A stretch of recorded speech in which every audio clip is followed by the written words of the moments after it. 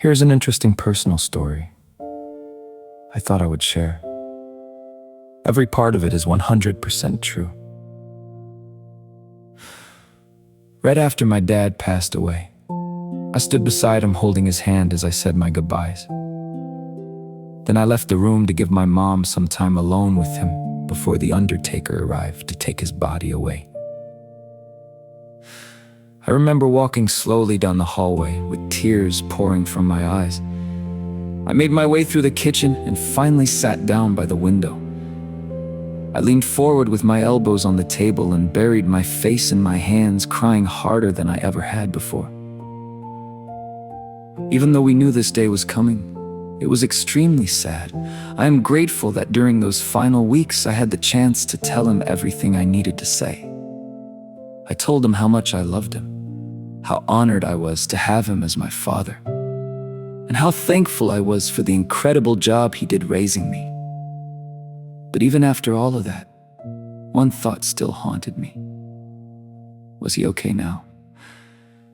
I grew up going to Sunday school, church, youth group, and even church camp. But as I got older, I started questioning everything. I've always been the kind of person who struggles to believe something without seeing it for myself. The mystery of what happens after death and how it all began has always weighed heavily on my mind. Still, the older I get, the more I hope and believe there truly is something beyond this life. The idea that everything simply ends when we die feels unbearably sad. Anyway, back to my story.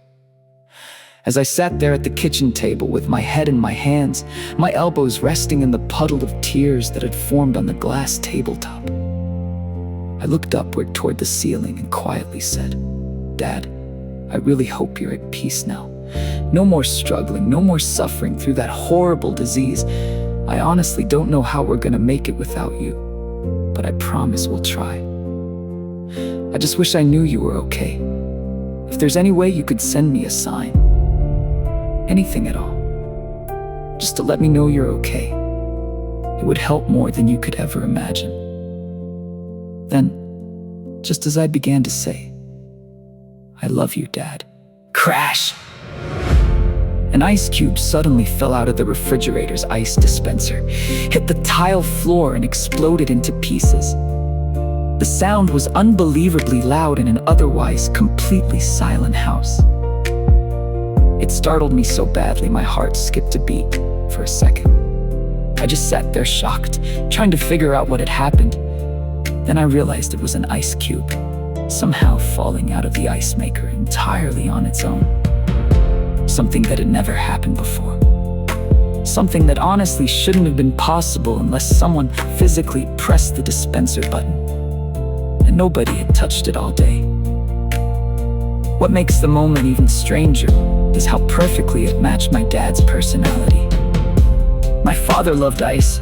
He loved it so much we used to make jokes about it. Nothing he drank was ever cold enough for him. He used to freeze individual bottles of soda and water because he wanted them nearly frozen solid. Anytime we brought him a drink with a glass, he always asked for ice, or he wouldn't even touch it. Like I said, the man absolutely loved ice. So, out of all the possible signs he could have sent me, an ice cube crashing onto the floor somehow felt exactly like him. Almost like one final little joke from Dad. And strangely enough, in that moment, I felt comfort. For the first time since he passed, I truly felt like maybe he was okay, wherever he was. Thank you, Dad, for everything. I love you, Dad.